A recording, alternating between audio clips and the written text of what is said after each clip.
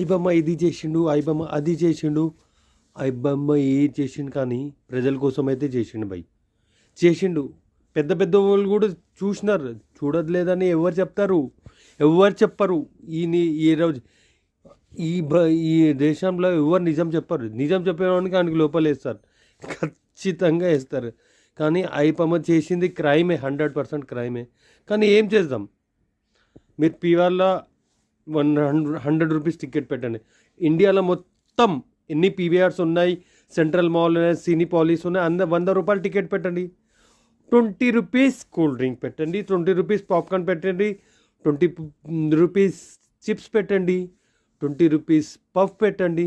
దానివల్ల మధ్యమైన కుటుంబం, దానికి కింద అయిన మధ్యం కుటుంబం హ్యాపీగా సినిమా పోయిస్తుంది, ఎంటర్టైన్ అవుతుంది. సినిమా ఇండస్ట్రీ కూడా బాగుంటుంది. సినిమా ఇండస్ట్రీ కూడా ఆలోచించాలి.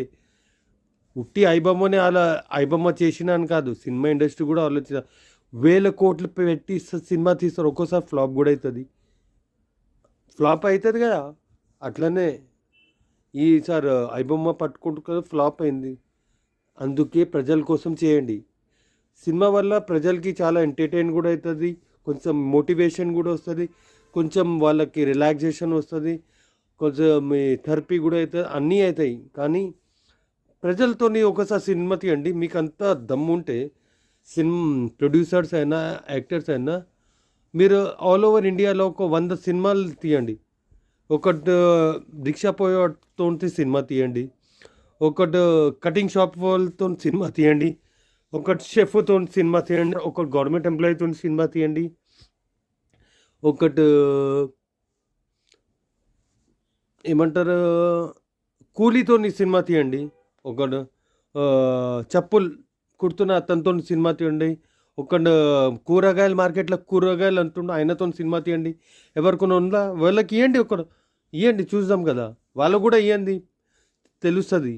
ప్రతి ఒక్కరికి సినిమా ఇండస్ట్రీలో ప్రతి ఒక్కడే నిలిచాలని కాదు. 1000 కోట్లు కామన్ 0 పైసా పెట్టి కూడా సినిమా తీయొచ్చు, ఇండస్ట్రీ తీసి ప్రజలకి సేవ చేయొచ్చు. 100 కోట్లే అవసరం లేదు, 1000 కోట్లు కూడా అవసరం. టెక్నాలజీ వాడాలి. కానీ ఈ రోజు టెక్నాలజీ మనిషి చచ్చిపోయిన తర్వాత సినిమాలు ఉంటాయి కానీ టెక్నాలజీ ఉంటుంది కానీ మంచిగా ఉండడు. గుర్తుంచుకోండి, ఈ జీవితంలో పుట్టినాం మళ్ళీ చచ్చిపోతాం, దాని తర్వాత జీవితం ఏముంటుందో ఎవరికి తెలియదు. కానీ హ్యాపీగా ప్రతి ఒక్కటి సినిమా ఇండస్ట్రీ అయినా ఫిల్మ్ ఇండస్ట్రీ అయినా అందరు ప్రజల గురించి అది ఏ గవర్నమెంట్ అయినా ఎనీ గవర్నమెంట్ అయినా ప్రజల గురించి ఆలోచించాలి, బెనిఫిట్స్ ఇవ్వాలి. That is not is iBomma crime, but you have to see everything. Thank you for my